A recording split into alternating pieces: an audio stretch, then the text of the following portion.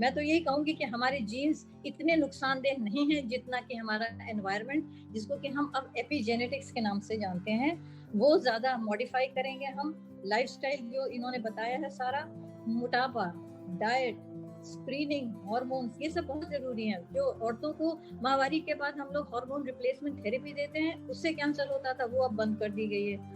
अब इसमें तो बहुत बड़ा लेक्चर हो सकता है, बहुत ज्यादा प्रेजेंटेशन हो सकता है, लेकिन मैं अपनी बात को यही खत्म करूंगी। ये सब हम जानते हैं कि अपन सब लोगों में अभी कैंसर बन रहा है, कैंसर सेल्स हैं वो बढ़ती जा रही हैं, और अपनी जो सेल्स हैं, इम्यून सेल्स बोलते हैं जिनको, जो अपनी इम्यूनिटी है, जो अपनी आर्मी है अपनी बॉडी की, जो कि बाहर के वायरस, बैक्टीरिया, उन सबको मार रही है, अपने को बचा रही है, वैसे ही वो कैंसर सेल्स को भी खत्म करती जाती है।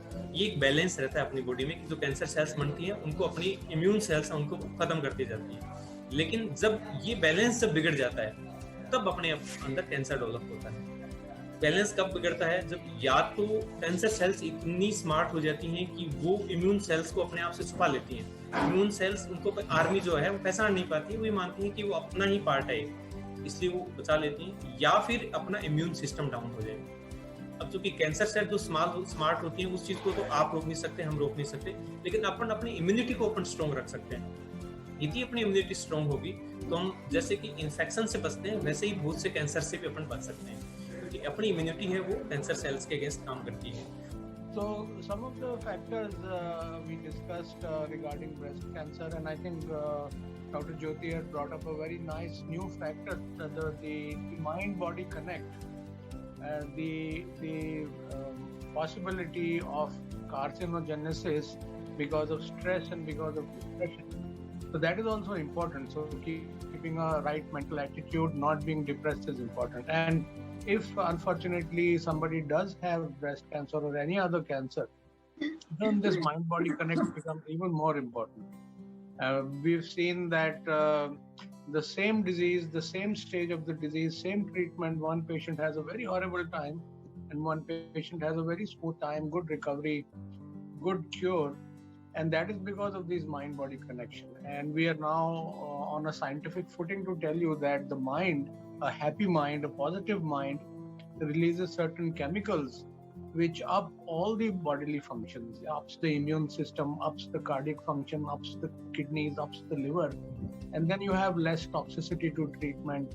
So if you do have, or if somebody has cancer, then having a positive mental attitude is very important. लेकिन आज के जीवन में ये शायद नामुमकिन सी चीज़ है। हम लोग हर चीज़ में कम्पीट करते हैं, एक दूसरे के आगे निकलने की कोशिश करते हैं। हमारे पास डेडलाइंस होती हैं, हम स्ट्रेस में होते हैं, कोई हमारे खिलाफ होता है, कोई हमारे खिलाफ नहीं होता। तो स्ट्रेस, बहुत ही ज़्यादा स्ट्रेस जो है हमारे इम्यून सिस्टम को कमज़ोर करता है। आपको स्ट्रेस से जहाँ तक हो, जब स्ट्रेस हो किसी तरह का तो अपनी एक्टिविटी बदल दीजिए, दौड़िए, जाके खेलिए, कुछ भी करिए। स्ट्रेस से दूर रहने की बहुत ज़्यादा ज़रूरत है। तो स्ट्रेस हमारे इम्यून सिस्टम को भी खत्म करता है और हमारे जो अंदर हार्मोन्स हैं उनके लेवल को भी चेंज करता है। स्ट्रेस किसी भी आदमी हो चाहे महिला हो, हर एक के लिए बहुत खराब है। तो जब आपको लगे कि you are stressful, leave your table, leave your home, go for a walk, run करिए, कुछ भी करिए, मूवी देखिए, गाना सुनिए। डी स्ट्रेस करना बहुत जरूरी है। स्ट्रेस मोटापे की तरह खराब है, जितना मोटापा उतना कैंसर, जितना स्ट्रेस उतना कैंसर। तो इसलिए stress is bad for everyone.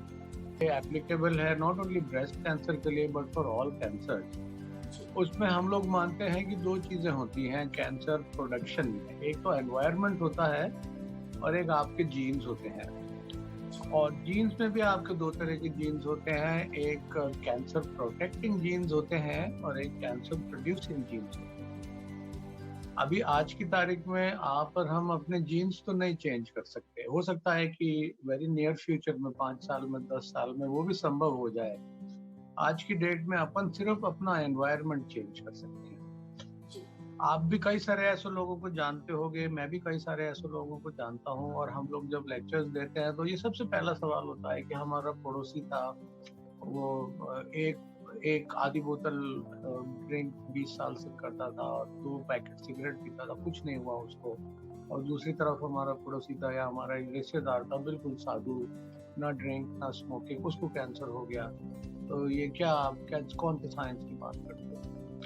तो इसमें क्या होता है कि अगर आपके कैंसर प्रोटेक्टिंग जीन्स इतने पावरफुल हैं कि वो आपके एनवायरमेंटल इंसल्ट को ओवरकम कर ले, तो अगर आपका एनवायरनमेंट खराब भी है तो भी आपको कैंसर नहीं है। और अगर आपके कैंसर प्रोटेक्टिव जीन्स नॉर्मल हैं, ओवर एक्सप्रेस्ड नहीं है, या आपके cancer producing genes over expressed है, तो आपका एनवायरनमेंट अगर खराब होगा तो आपको सर्टेनली कैंसर होगा। जैसे मैंने कहा, आप अपने जीन्स तो चेंज नहीं कर सकते, बट एनवायरनमेंट को चेंज कर सकते हैं, अपने लाइफस्टाइल को चेंज कर सकते हैं। और अब ये हम लोग मानते हैं, ऑन्कोलॉजी साइंस मानती है कि करीब 1/2 to 2/3 50 से 70% जो कैंसर होते हैं वो लाइफस्टाइल डिजीज की वजह से होते हैं। अब ये आम नॉलेज है कि डायबिटीज है, हार्ट डिजीज है, लकवा है, स्ट्रोक है, ये तो लाइफस्टाइल डिजीज होती है।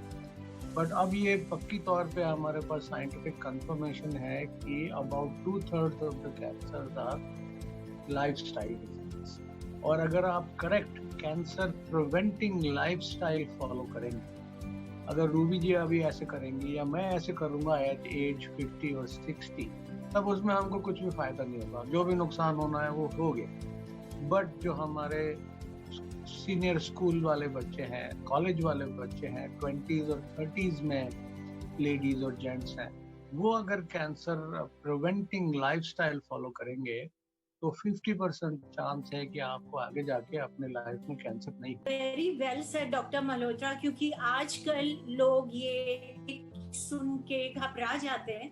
WHO की लेटेस्ट रिपोर्ट कहती है कि हर 10 इंडियंस में से आने वाले सालों में 1 इंडियन को कैंसर होगा। बट जैसे डॉक्टर मल्होत्रा ने कहा कि in case we can take care of our lifestyle, and he used a very beautiful word which was environmental insult. तो ये जो हमारे आसपास का वातावरण है और जो हमारे अंदर का वातावरण है, इसको जब हम कंटिन्यूअसली अब्यूज करते रहते हैं, अपने खाने पीने के तरीके से, अपने सोचने के तरीके से, अपने जो हमारा जनरल लाइफस्टाइल है उसमें लिथार्जी से, इन सब चीजों से, तो हमारे कैंसर होने की प्रोबेबिलिटी बढ़ जाती है। And it was so beautifully opened by him that it is possible and it is in our hands to a great extent to reduce the probability of an incidence of cancer in our lives.